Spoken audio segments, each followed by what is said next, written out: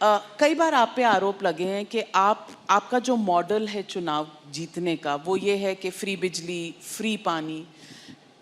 You are somebody who understands numbers. आप Indian revenue service में रहे हैं, नंबर्स आपको पता है, टैक्स कलेक्शन कैसे होती है, टैक्स की रिक्वायरमेंट किन चीज़ों के लिए होती है।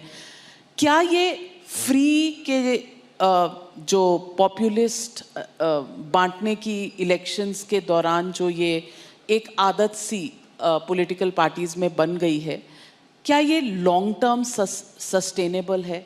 क्या ये गुड पॉलिटिक्स है? बहुत अच्छी पॉलिटिक्स है, सबको करनी चाहिए। मैं आपको बताता हूँ क्यों। इसकी इकोनॉमिक्स भी समझाता हूँ आपको और इसकी पॉलिटिक्स भी समझाता हूँ आपको। सबसे पहली बेसिक बात, इन सारे मंत्रियों को और इन सारे एमएलएज को बिजली फ्री मिलती है। इनको जब बिजली फ्री मिलती है तो उसको फ्री भी नहीं बोलते, और जब जनता को, इनको 4-4 हज़ार यूनिट बिजली फ्री मिलती है महीने की, और मैं जनता को 200 यूनिट फ्री बिजली देता हूं, तो इनको सबको तकलीफ होती है। क्यों? अगर इन मंत्रियों को जो फैसिलिटी मिलती है मैं अपनी जनता को देना चाहता हूं, तो इनको क्यों तकलीफ होती है? इन सारे मंत्रियों को और एमएलएज और एमपीज़ का सारा इलाज का खर्चा फ्री है। कोई बीमार हो जाए इनके घर का सारा फ्री है। तो अगर मैंने अपने दिल्ली के लोगों का इलाज फ्री कर दिया तो इनको क्यों तकलीफ होती है? जो जो चीज़ें इन मंत्रियों को और इन संतरियों को मिलती है मैं अपने लोगों को देना चाहता हूँ। नंबर 1, फ्री पेट्रोल भी दिलवा दीजिए। हाँ, फ्री पेट्रोल भी दिलवा दीजिए। सबको चाहिए, करेंगे। एमएलएज को भी मिलती है। दूसरी चीज़, अगर मैं, एक समय था जब मैंने सुना था कि राजनीति के अंदर एक समय था जब फ्री बांटते थे, और फ्री बांटने का पैसा कहाँ से आता था? सरकार लोन लेती थी और लोन लेके उस पैसे से फ्री बांटते थे। That is not good economics. अगर मैं, आपके पास जो पैसा है उस पैसे से, उसमें आपके टैक्स नहीं बढ़ा रहा, टैक्स उतना ही है, मैं घाटे में नहीं। आज दिल्ली सरकार पूरे देश में अकेली सरकार है जो फ़ायदे में चल रही है, घाटे में नहीं चल रही। सीएजी की रिपोर्ट है 2019 की, उस रिपोर्ट में लिखा है हमारी सरकार बनने के पहले दिल्ली सरकार घाटे में चलती थी। हमारी सरकार बनने से तब से लेके आज तक दिल्ली सरकार अकेली सरकार है पूरे देश के अंदर जो फ़ायदे में चल रही है।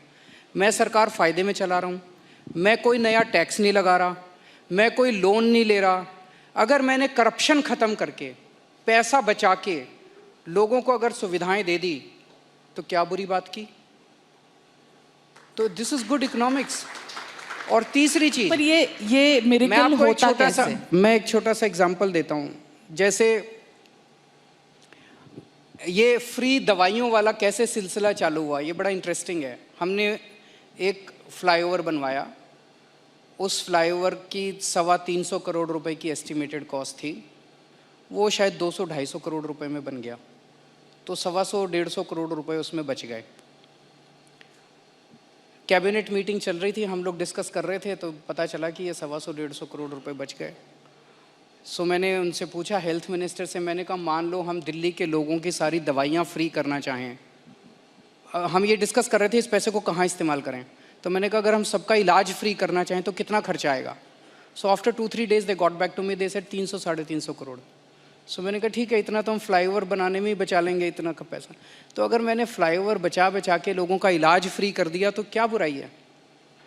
मैंने सुना था कि एक मुख्यमंत्री हैं शायद गुजरात के, उन्होंने अपने लिए एक जहाज़ खरीदा 190 करोड़ रुपए का।